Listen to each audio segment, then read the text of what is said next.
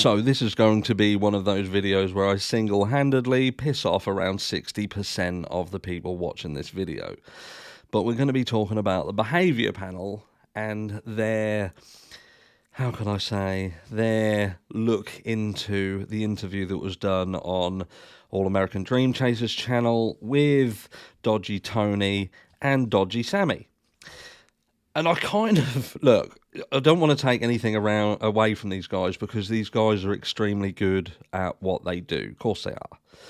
But what I found with how they dealt with this situation, it's almost like they didn't take into consideration every single other piece of information to build up the entire portfolio. It was as if all they looked at was this interview and nothing else whatsoever.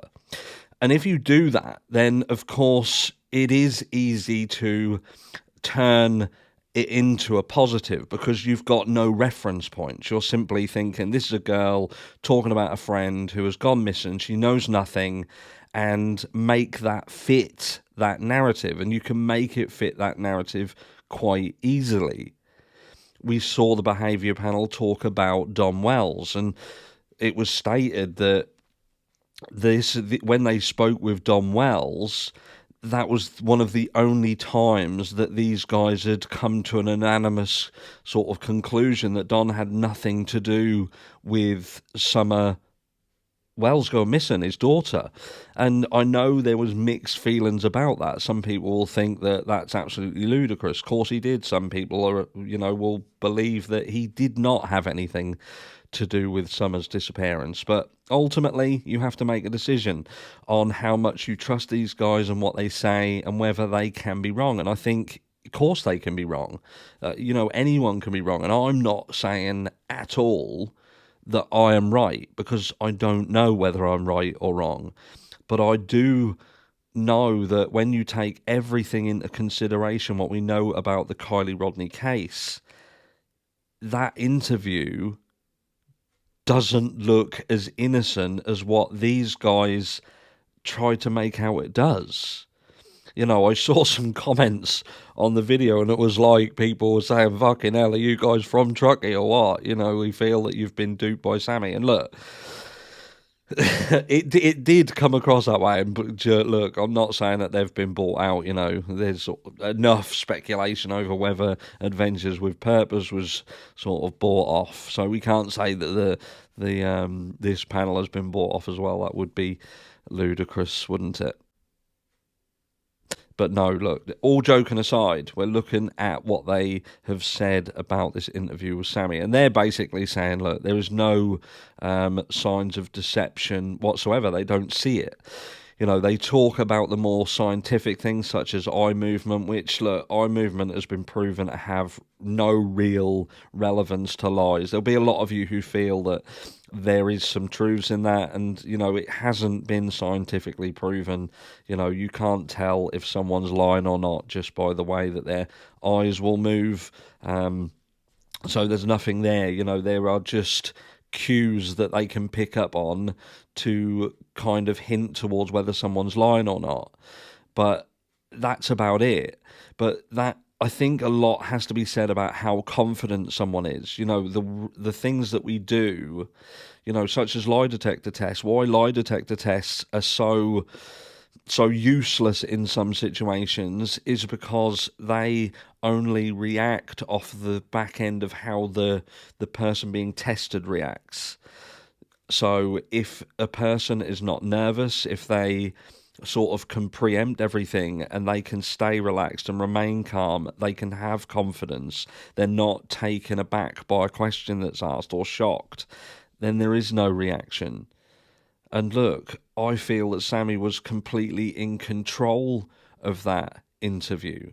There was elements of it that she stumbled and got herself mixed up, and people will turn around and say, look, that's just the nature of the conversation and it's normal.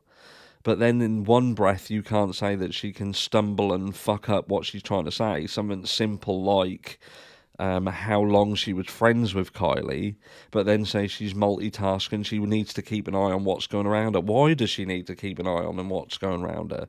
She's having a conversation and being asked by someone specific questions about her missing friend.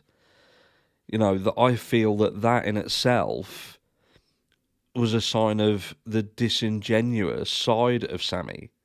She wasn't really that interested. She was more interested in what was going on around her because she was putting herself as being in charge of everything. She wanted to make sure that she knew what was going on. And that took precedence over the actual conversation that she was having.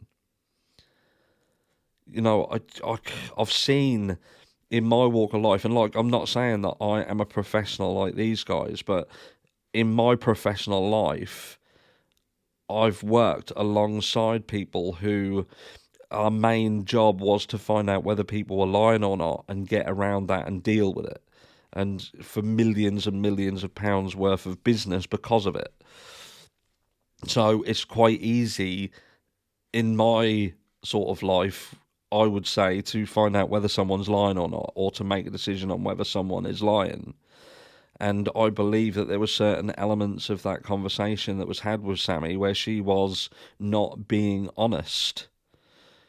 You know, the behaviour panel, I'd like to know 100% whether they did really invest the amount of time that some people have invested into this case. And I can bet your bollocks to a barn dance they won't have.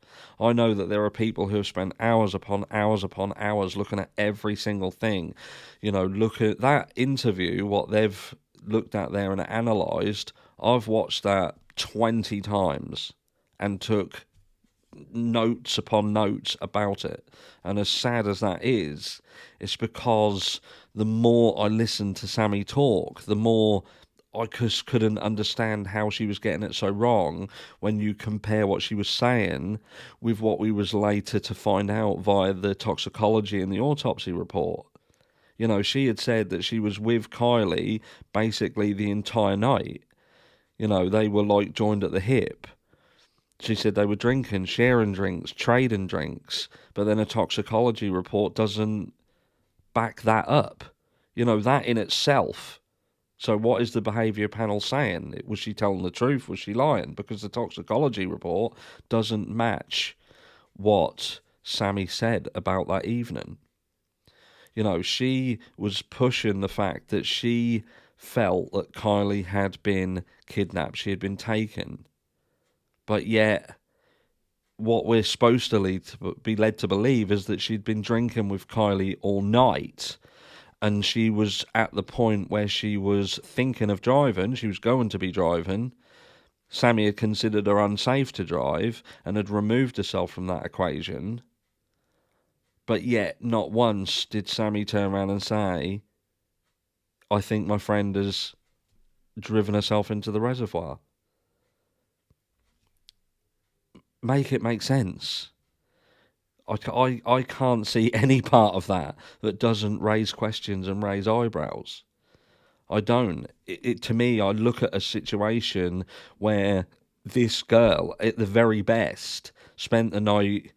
What? The fact that I can't pinpoint exactly what happens proves. Do you know what I mean? It's like Kiely's toxicology report comes back like she wasn't drinking. So that in itself raises a huge, huge question mark over Sami's head. Because my question is now is why would Sami in that situation, why would she want to make it look like Kiely had been drinking all night if she hadn't? Why would she want it to be like they had shared drinks, traded drinks, drinking out the same cups and all this, and could hardly walk or talk? We would later hear down the line the fact that she was so drunk and unsafe to drive. Why would they want to push that narrative if that wasn't true? Why would they want people to believe that Kiely was drunk? And it makes sense that the only reason they'd want that is because they wanted people to believe that Kiely was capable of driving her own vehicle into the reservoir. If she was stone cold sober, she hadn't been drinking, then the question would be, then why would she drive herself into the reservoir? And why was Sami even suggesting the fact that Kiely could have been kidnapped by someone, if at that stage she knew that Kiely had been drinking? So I put it to you, she was pushing the fact of the abduction because perhaps she knew that Kiely had not been drinking. She was lying about the fact that they'd been drinking. There's so many questions, and this behaviour panel, I feel that they got that analysis wrong. I can't agree with it, and like I say, I know that that's going to upset and annoy some people, but I can't agree with something that I feel just isn't accurate. I'm not saying that she was involved, I'm just saying that based on this interview, she is not being 100% honest, in my opinion, and that is a non-professional opinion. That's just me having children, knowing or thinking I know when people are lying to me or not, and have made a living off of it. And you know, you do you guys, you are the professionals. But my opinion on your analysis is that I think that you just got had over. I'll see you all in the next one.